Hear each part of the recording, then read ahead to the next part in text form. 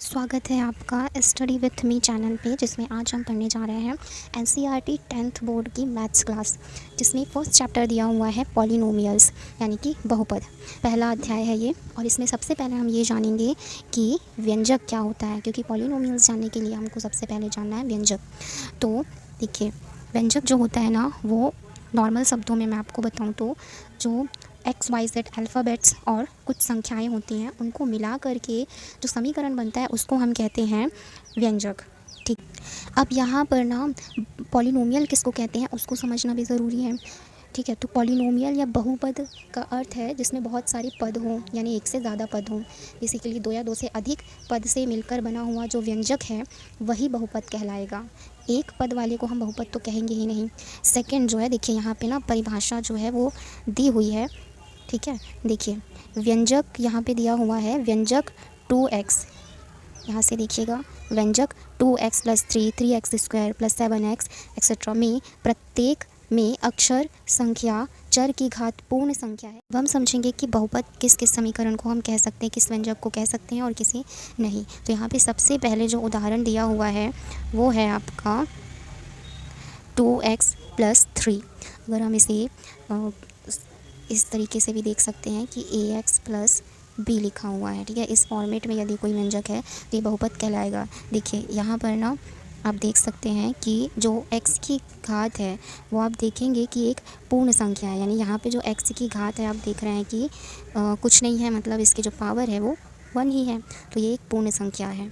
ठीक है, नेक्स्ट उसके बाद जो समीकरण दिया हुआ है वो है 3x² + 7x - 2। तो इसमें भी जब आप देखेंगे कि जो x की घातें हैं आपको दिखाई दे रही हैं, वो क्या है, x² पहला दिया हुआ है और दूसरा x दिया है। दोनों ही जो जिसकी घातें हैं, एक की 2 है और एक की 1 घात दी हुई है, ये भी एक पूर्ण संख्या है।